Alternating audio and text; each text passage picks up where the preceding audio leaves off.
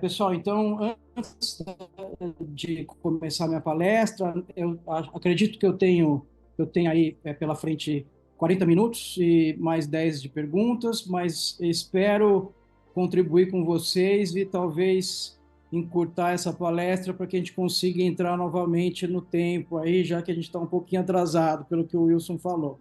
Mas antes de eu começar, eu gostaria de agradecer o convite. Muito bacana ver, né, ex-alunos do curso de extensão, que é chancelado pela Unicamp, os cursos que a gente tem em computação quântica, né, a computação quântica para leigos o computação quântica avançado que trata de otimização e quanto machine learning. Então, assim, é realmente um prazer, uma honra, e eu fico muito feliz de ver aqui o Wilson, o Douglas, o Fabrício, a Marianne, são todos ex-alunos, e aqui organizando esse evento super bacana. Então, parabéns, pessoal. Estou vendo que vocês estão indo no caminho certo, fico bastante feliz. Tá?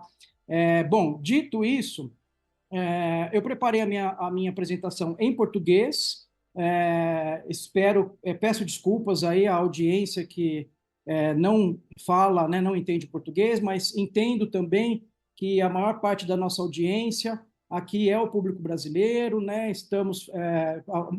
Uma boa parte desse público não entende o inglês, então para mim eu acho preferível atingir esse público hoje, tá? Então peço desculpas aí a quem não entende o português, tá? Mas também entendo que tem uma tradução aí simultânea. Então, vamos lá, começando. Hoje eu vou falar para vocês de um assunto muito importante, que está relacionado com as mudanças climáticas. Então, o título da minha palestra é Quantum for Change, previsões de catástrofes climáticas utilizando tecnologias quânticas. Muito bem, pessoal. Vamos lá. Passando então para frente, eu tenho um breve overview aqui, dividi a minha palestra em 4 tópicos. O primeiro é tentar contextualizar para vocês o problema global das catástrofes climáticas. Num segundo momento, apresentar para vocês quais são as tecnologias quânticas que eu, e junto com colegas dentro do nosso time, estamos utilizando para tratar esse problema. E aí sim apresentar um caso de uso, impacto real, e no final falar sobre os desafios e possibilidades para o futuro. Muito bem, pessoal. Bom, eu trago esse mapa para vocês, né? Um mapa aí de calor. Esse mapa ele foi extraído dessa fonte aqui, o berkeleyearth.org. Esse mapa ele é muito recente, então ele foi produzido aí de julho até junho, né? De 2023 e 2024. E se vocês consultarem, né, o site, vocês vão ter mais informações sobre isso, mas a triste realidade é que a gente realmente está passando por um momento difícil, né, no nosso planeta, e está ficando realmente complicado, né, a gente negar essas mudanças climáticas que estão associadas ao aquecimento global e que em última análise, está associado à ação do homem, principalmente,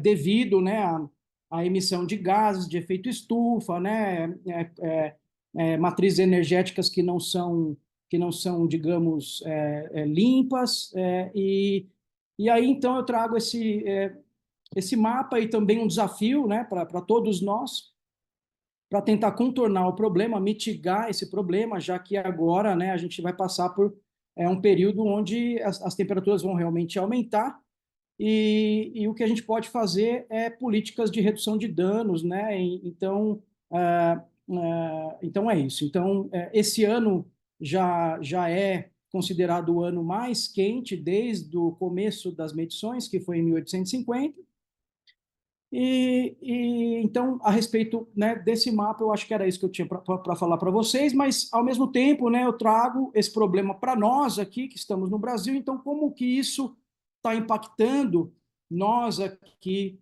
no nosso país, né, que é o Brasil, e a gente também, né, temos exemplos aí, eu acho que é público e notório, né, dois acontecimentos que aconteceram bem recentemente. Um deles, o mais recente, é o problema dos incêndios que aconteceram aí nos meses de agosto, nos meses de setembro. Eu trago esse mapa aqui, à esquerda, né, a gente consegue ver o mapa do Brasil, né, a gente percebe, né, que em agosto de 2024, eu trago todas as fontes aqui, porque eu acho que é importante vocês poderem consultar tudo isso. Esse era o mapa em agosto de 2024. Né? Então, quem estava aqui no estado de São Paulo sofreu bastante com a seca, foi uma seca severa, e essa seca trouxe consequências, né, em termos de um ambiente favorável para haver incêndios em grande escala. Essas fotos à direita são fotos aqui. Eu estou em São Carlos, tá, pessoal? São Paulo. Essas fotos são de Ribeirão Preto, aqui muito próximo. Tenho muitos amigos em Ribeirão Preto.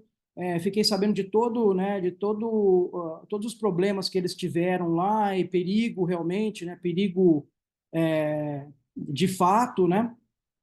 E eu me lembro, né, dos noticiários né, e de outros amigos em Minas falando, fumaça, né, porque teve muita fumaça, não sei se vocês estão lembrados, agora a gente começou com chuva, ainda bem, né, que começou a chover, melhorou um pouco, a gente já não tinha mais nem pôr do sol, passamos dias, semanas sem pôr do sol, porque era só fumaça mesmo, e o pessoal de Minas falando, a fumaça vem do estado de São Paulo, está vindo do estado de São Paulo, mas a gente pode ver pelo mapa à esquerda que, na verdade, a fumaça estava vindo de todos os lugares do Brasil. Então, o Brasil realmente estava pegando fogo.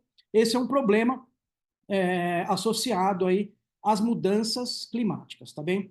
Um outro problema, né, que a gente bem recente, só que menos recente, foi o problema das enchentes que tivemos lá no Rio Grande do Sul. Então, também foi um problema grave. Esse problema traz consequências para estruturas, para o funcionamento e organização da nossa sociedade, tudo tem que fechar, escolas, traz problemas de saúde, como a gente sabe.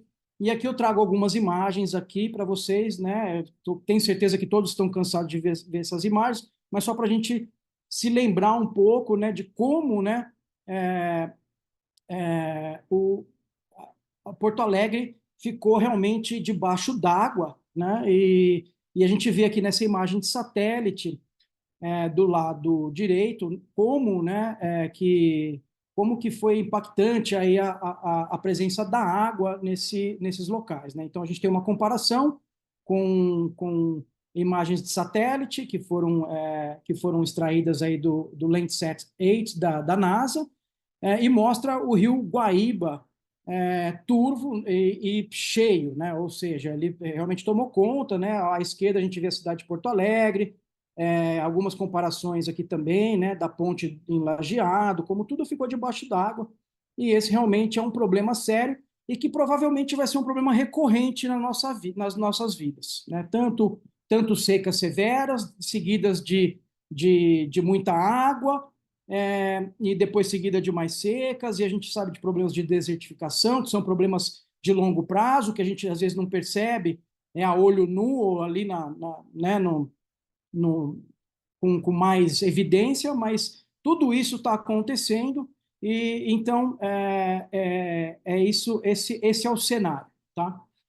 Bom, quais são as ameaças naturais para o nosso país? Eu trago aqui duas imagens, né? A imagem da esquerda é o nosso país dividido em seus biomas, são 8 biomas, 7 biomas, contando com o bioma marinho, e todos esses biomas vão ser impactados, né, com consequências e efeitos do aquecimento e das mudanças climáticas. Então, do lado direito aqui eu trago um gráfico em pizza para mostrar para vocês, né, como era dividido isso. O gráfico está um pouco atrasado, é de 2020, tem 4 anos, talvez isso tenha se modificado um pouco, peço desculpas, mas dá para ter uma ideia do que é mais corriqueiro aqui no nosso país. Então, flood, que está em azul aqui, que é enchentes, toma um pouco mais de 50% dos problemas aí, né, de perigos naturais, ameaças naturais que a gente pode ter aqui, né, no nosso país. Seguido, né, de secas, como a gente viu, e incêndios florestais está pequenininho em laranja aqui, provavelmente isso aqui já deve ter aumentado um pouco, mas isso é para trazer um pouco do panorama aí para vocês de como o que acontece, né, quais são as ameaças que estamos sujeitos em nosso país. Muito bem. Bom, dito isso, como é que a gente deseja abordar esse problema do ponto de vista da tecnologia, trazendo não só tecnologias quânticas, mas a tecnologia em si, para nos ajudar a combater esse problema? Eu vou contextualizar um pouquinho para vocês. Do nosso ponto de vista aqui, a gente consegue trabalhar com 2 linhas principais, que é a otimização e aprendizado de máquina, mas hoje aqui é mais voltado para o aprendizado de máquina. Então eu trago essa imagem do lado esquerdo, que foi extraído do livro do Francesco Petruccioni, do professor Francesco Petruccioni, da Maria Schultz. É uma imagem que está rodando muito por aí, né? Então ela já está se tornando famosa até, onde eu queria contextualizar para vocês o que então significa, né, o aprendizado de máquina, que é o machine learning, e o quanto machine learning no caso, né? Então, para falar para vocês um pouco sobre aprendizado de máquina, e essa palestra eu entendo que é mais informativa, então a gente não vai entrar nos detalhes, tá, pessoal? Sinto muito, mas fiquem à vontade em me contactar. A gente pode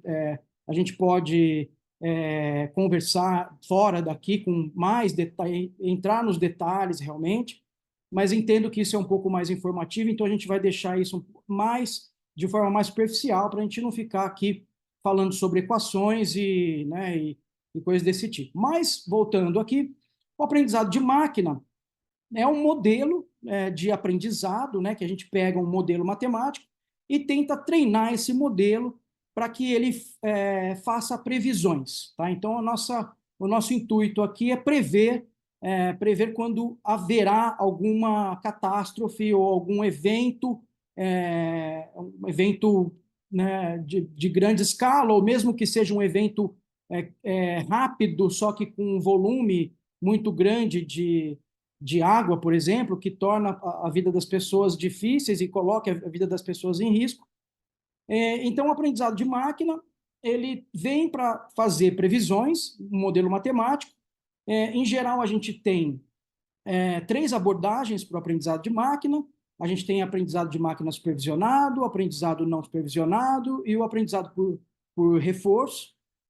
Só para dar um contexto para vocês também, né? O aprendizado de máquina o aprendizado de máquina supervisionado é aquele em que a gente tem um conjunto de dados que é rotulado, então a gente sabe a resposta para ele, né? Então, digamos, né, eu gosto de trazer esse exemplo, o exemplo do naufrágio do Titanic, né, onde a gente sabe, né, que houve pessoas que sobreviveram e as pessoas que não sobreviveram ao desastre, né, ao seu naufrágio.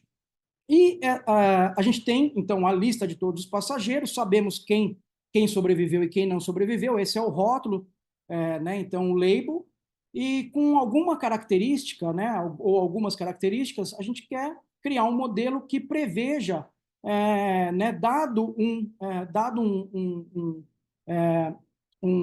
uma pessoa que estava lá, né, no Titanic, dado algumas características, se ela sobreviveu ou não. Essa que é a brincadeira.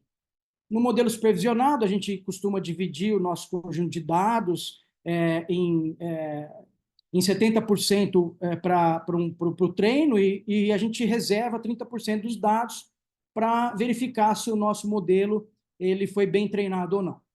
No modelo não supervisionado, a gente não tem o rótulo, tá bem? E no modelo por reinforcement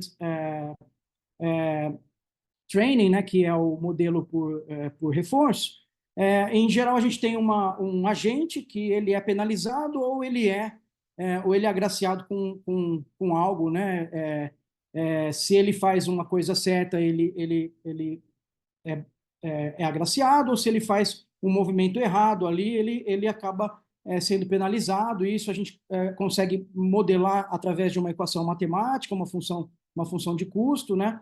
E isso é importante dizer também que dentro desses modelos de aprendizado de máquina, no core desses modelos há sempre uma otimização, né? Então a gente está sempre querendo otimizar alguma função, então é isso. E no modelo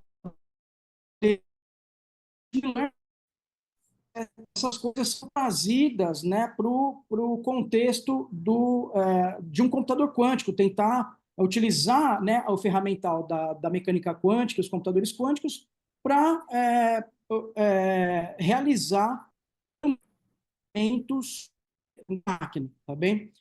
Bom, aqui a gente pode ver algumas variações, né, de quantum machine learning, né? A gente vê, então, nesse quadro ao lado. Então, em cima, né, à esquerda, a gente tem o CC, que significa, né, que os dados eles são gerados classicamente e também são processados classicamente. Essa é a forma tradicional, é o machine learning tradicional, tá? É clássico, tá bem? Que a gente chama de clássico, para diferenciar do modelo quântico. Embaixo, à esquerda, a gente tem o QC, onde os dados seriam gerados quanticamente, porém eles seriam processados de forma clássica, e isso é uma forma de se fazer também computação quântica, quantum machine learning. Abaixo à direita você tem o QQ, onde os dados são gerados quanticamente e são processados num hardware quântico.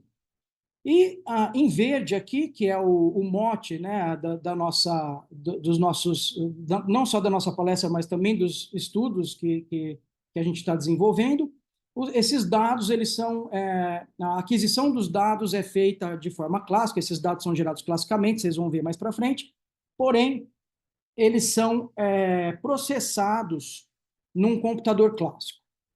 Bom, dito isso, né, ou seja, essa tentativa de contextualizar o que é o machine learning, o quantum machine learning, agora eu trago para vocês um dos modelos de aprendizado de máquina, que é as redes neurais artificiais. O que é as redes neurais artificiais? Elas é um modelo de aprendizado de máquina que é inspirado na estrutura e no funcionamento dos neurônios dos neurônios biológicos aí de sistemas biológicos dos animais, tá bem? Falando nisso de forma bem superficial, essas bolinhas são os nodos, né? Elas representam os neurônios, e essas setas elas representam as ligações entre esses nodos. Do lado esquerdo, em vermelho, a gente tem aqui a gente tem 3 camadas só, tá? Essas coisas podem ser bem complexas, mas eu trago uma simplificação. Aqui tem 3 camadas. Então a gente vê que tem uma camada à esquerda, uma do meio e uma à direita. A camada da esquerda, que é em vermelho, é uma camada onde se introduz os dados, né? Então onde há o input dos dados, tá bem? A camada do meio é uma camada que é chamada de hidden, hidden layer, e essa camada, ou essas camadas, elas podem ser várias camadas, elas são responsáveis pelo processamento dos dados, tá? Então, é aí que vem o treinamento, propriamente dito, é nessa camada, e a última camada é a camada onde a gente consegue ler os dados ou fazer a aquisição da nossa resposta, no final das contas, tá bem? Então, basicamente, uma rede neural funciona dessa forma. Eu não vou entrar em muitos detalhes, mas, como eu disse, a gente pode conversar isso com mais detalhes mais para frente. Quanticamente, como é que isso funciona, né? Uma rede neural, a rede neural ela é substituída, mas ela possui ainda a mesma estrutura, mas ela é substituída por um pipeline, digamos assim, né? Uma esteira, onde as camadas são substituídas por estados quânticos, tá? Então, e o processamento é feito através de um circuito quântico, tá? Que a gente chama de circuito parametrizado. Então, aqui nessa imagem, a gente está vendo aqui, alguns de vocês ou muitos de vocês já viram isso, a gente está vendo um circuito quântico de 3 qubits, tem um Q0, Q1 e um Q2. Essas linhas horizontais, elas representam a passagem do tempo, vocês estão vendo duas barreiras em cinza aqui. Então, antes da primeira barreira, isso seria a preparação inicial do estado quântico, ou seja, onde a gente tem que codificar a nossa informação clássica em informação quântica, e aí sim passar por um circuito parametrizado que no final das contas, vai inserir rotações nesse estado. Essas rotações a gente chama de rotações unitárias, elas são transformações unitárias, né? Ou seja, esse processo é reversível. E aqui eu trago para vocês aqui como exemplo, a gente tem 3 rotações no eixo Y, uma de θ0, num parâmetro θ0, a outra de θ1, e a terceira no qubit 2, né, que é o terceiro qubit no caso, um parâmetro θ2, θ0, θ1 e θ2. Esse circuito é parametrizado porque ele insere esses parâmetros, né, θ1, θ2 θ0, θ1 e θ2. Em seguida, a gente tem algumas transformações de 2 qubits, que a gente chama, são transformações, são CNOTs, tá bem? Também não vou entrar em detalhes o que essas transformações fazem, mas, sem falar em detalhes, o que elas fazem é emaranhar os meus qubits, tá? Basicamente é isso, dependendo do estado inicial, você consegue gerar emaranhamento aí nesses qubits. Isso falando da camada do meio, que é o circuito parametrizado, e aí sim, após a segunda barreira, a gente tem que fazer um conjunto de medidas, medir esses qubits, para que a gente consiga extrair a informação, né, e transformar a nossa informação, que é quântica, numa informação clássica, ou seja, no final das contas, obter uma string, né, uma palavra binária, né, de zeros e uns, que codifica a resposta, tá bem?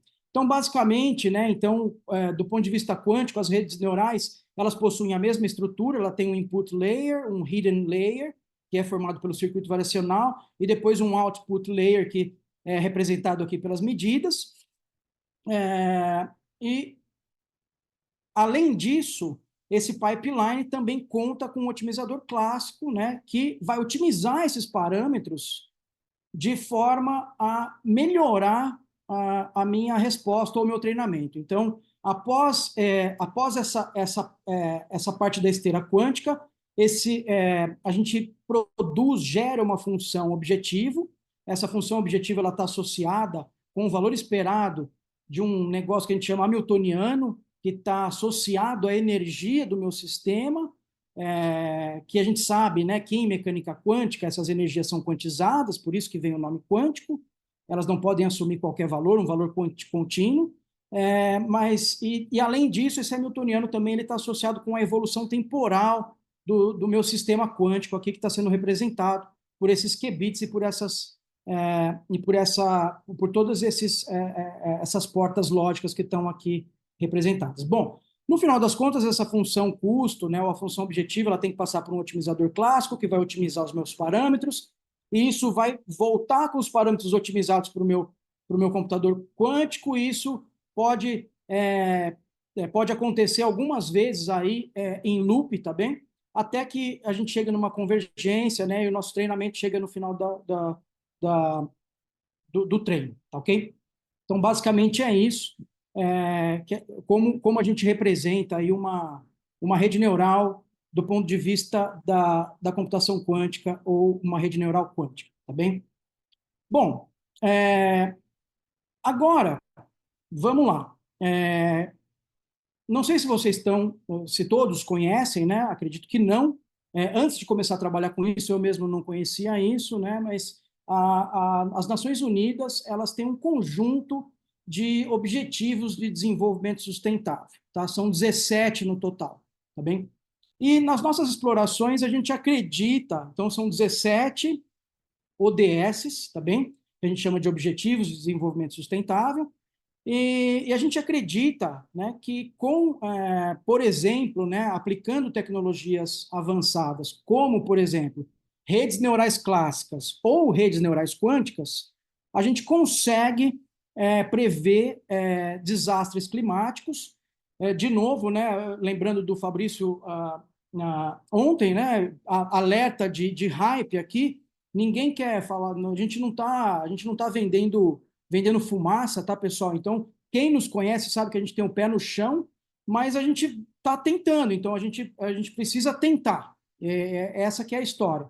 A gente sabe que a gente está numa fase ainda que os computadores não são eficientes o suficiente para a gente conseguir extrair dele todo o poder que, eventualmente, ele pode trazer para a gente, né, por conta do ruído, mas aqui a gente fez um levantamento e a gente acredita que essas ODS que estão aqui, a gente consegue tratar utilizando mitigações, né, como eu disse para vocês, ou políticas de redução de dano, e no nosso caso, né, como físicos, como pessoas da ciência, como pessoas da ciência da computação e assim por diante, a gente acredita que, utilizando a tecnologia, a gente consegue, então, cuidar de algumas dessas ODS que estão aqui. Então, temos a ODS 1, a erradicação da pobreza, ou seja, se a gente conseguir evitar catástrofes, né, como eu vou explicar mais para frente, vai ficar claro, a gente consegue não erradicar, talvez, a pobreza, mas diminuir. Então, assim, né, fazer alguma coisa, né? Temos a ODS 2, Fome Zero, e assim por diante, mas a maior ODS aqui, o Objetivo de Desenvolvimento Sustentável, é a ODS de número 13, tá bem? Então é isso que a gente está atacando, a ação climática, tá bem, pessoal? Bom, vamos lá. Aqui eu trago um mapa para vocês do que está acontecendo aí dentro de um portfólio da OQI, tá? A OQI é a Open Quantum Institute, ela é uma iniciativa que foi idealizada pelo CERN e ela está sendo gerida pelo GESDA e com apoio da UBS, tá? Que é uma instituição financeira da Suíça. Esse pessoal, eles estão baseados, se encontram na Suíça, mas eles estão aí dispostos a mudar as coisas e utilizando computação quântica, ferramental quântica, tá? Então, vocês podem ver aqui que já existem dentro do portfólio da OQI, já estão vários países, né? E se vocês notarem aqui, o Brasil está dentro, tá? O Brasil está dentro aqui, juntamente com outros países, né? Inclusive a Malásia, que eu vou falar mais para frente, tá bem? Então, eu acho que isso é importante trazer para vocês. Eu acho que, como eu disse, essa palestra tem um intuito de ser informativa. Eu acho que essa informação é importante para vocês. Vocês podem consultar o site, procurar aí OQI, vocês vão ter bastante conteúdo. Tem white papers importantes de 2023, 2024 sobre as ações que estão sendo tomadas em relação às mudanças climáticas, utilizando o poderio e o ferramental da mecânica quântica e da computação quântica. Bom, aqui eu trago para vocês aqui, isso é um motivo de muito orgulho, né, para quem, como o Wilson falou, né, sou um dos responsáveis e cofundadores da Coati. A gente faz parte desse time aí, estamos colaborando com a OQI, e como vocês podem ver aqui, junto com o pessoal, um time da Malásia, a gente está se dedicando, né, a resolver um problema de inundações, tá bem? Então, né, o gancho é realmente a questão do machine learning, do quantum machine learning. Então, nós estamos aí, Brasil ali no mapa, não sei, Brasil aqui somos nós, tá, pessoal? Então, é isso, tá bem? Muito bem. Aproveito para chamar aí a atenção de vocês, vai ter um evento que começa a partir de amanhã, dia 20 e 21, né? Quantum for Good, e aí sim, né? Setting the stage for the International Year of Quantum. Esse pessoal realmente está preocupado, né? Em chamar atenção, em né? Abrir a cabeça das pessoas, construir parcerias e assim por diante, né? Políticas que influenciam de forma significativa esse problema e endereçam esse problema das mudanças climáticas, tá bem? Então fica aí o convite. A gente não vai participar, mas achei importante também trazer isso para vocês. Muito bem, literatura então agora, né? O que está acontecendo em Quantum Machine Learning associada a mudanças climáticas? A gente, ontem mesmo, o Fabrício ou Douglas, eu não me lembro, citou o Felipe Fanchini, que é um parceirão meu, né? Ele está com uma disposição aí ímpar, sempre foi disposto, na verdade, né? Ele tem uma disposição ímpar, na verdade, e ele está trabalhando, trazendo os papers, né? Os últimos trabalhos praticamente em tempo real. Todo dia ele traz os trabalhos novos que estão sendo realizados em computação quântica, em quantum machine learning, e assim por diante, né? Todos os trabalhos associados às tecnologias quânticas. Ele faz um levantamento, ele acorda de manhã, a primeira coisa que ele faz é isso, e aí provavelmente a segunda coisa que ele faz é colocar isso lá no LinkedIn dele, né? E abrir isso para todo mundo. É um negócio muito legal, e às vezes quando tem a ver comigo, né? Especificamente com o meu trabalho, ele me manda, né, pessoalmente: ó, Gustavo, olha isso aqui, né? Ele já fez o levantamento, ele me manda alguns particulares aí.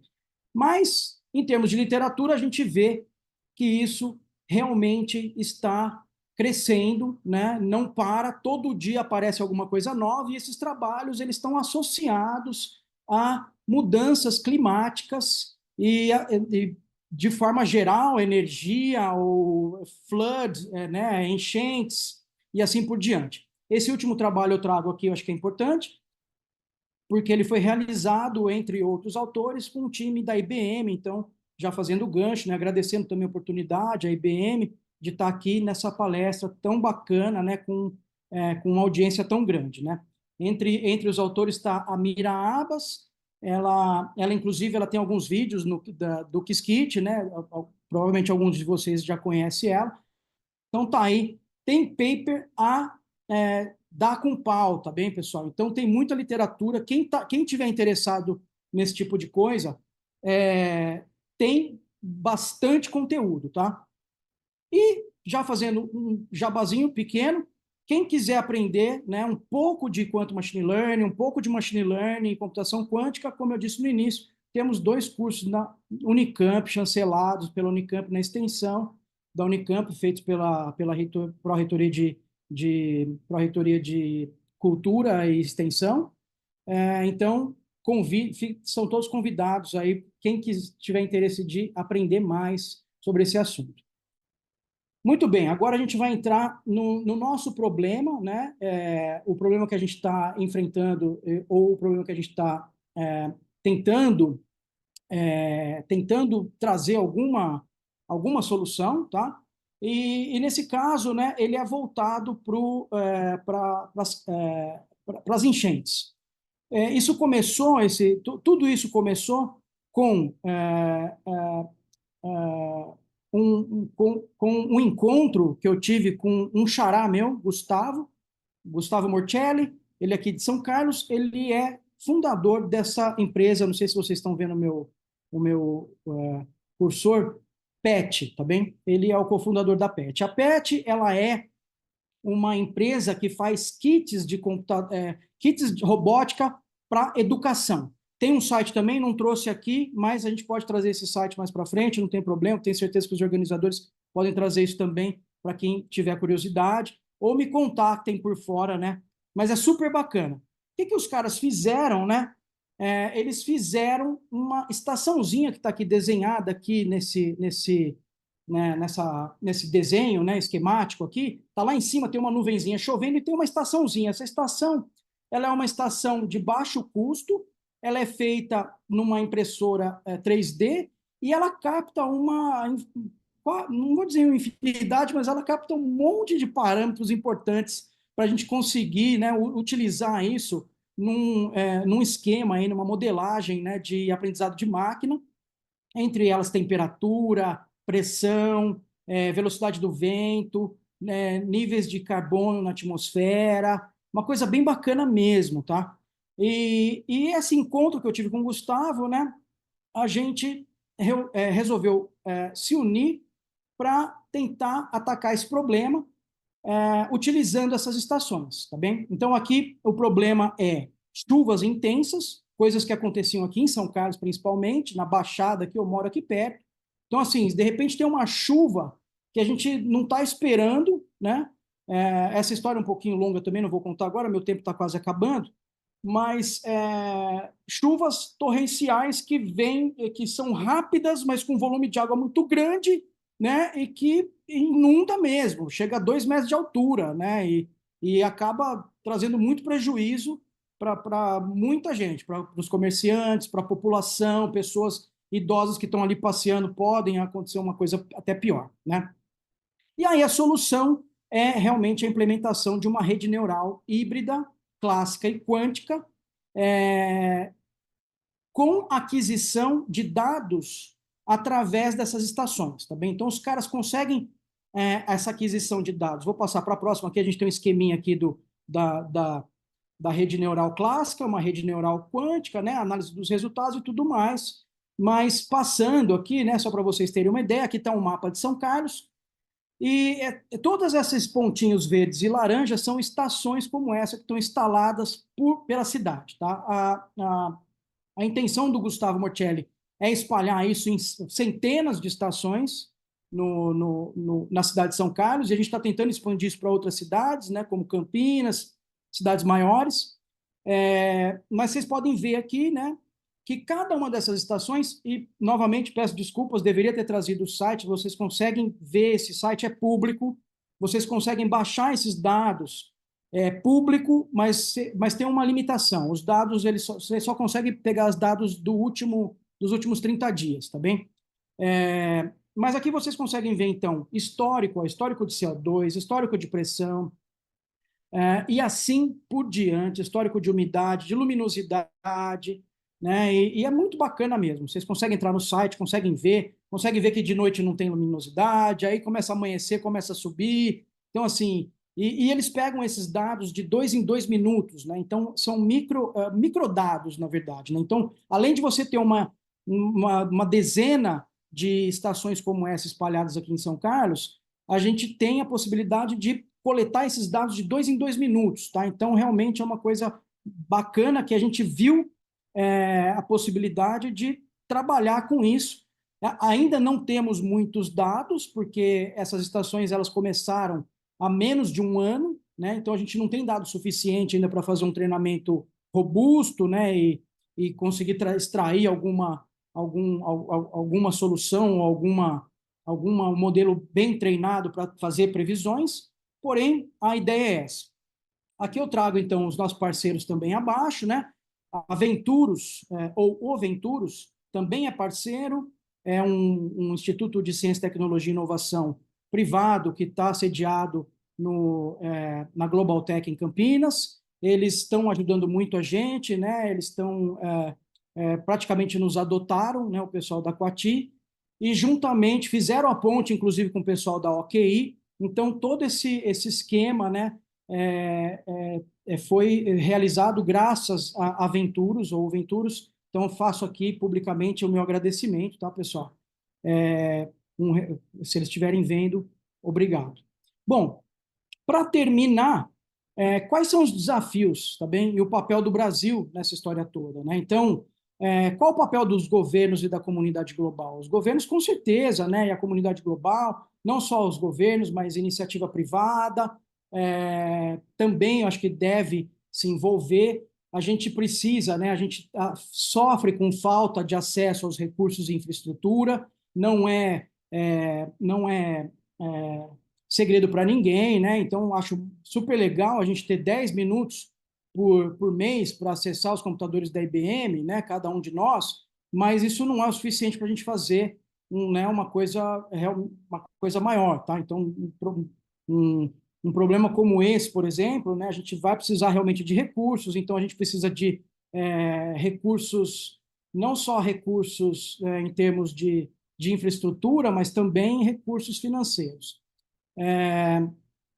Então, há necessidade de maior investimento e colaboração internacional e apoio político. Colaboração internacional, graças à OQI, já a gente conseguiu, mas é pouco ainda, é um passo pequeno, apesar de eles terem um portfólio grande, né? Então, eles estão realmente centralizando ali as colaborações com vários países, mas a gente precisa expandir isso, tá bem?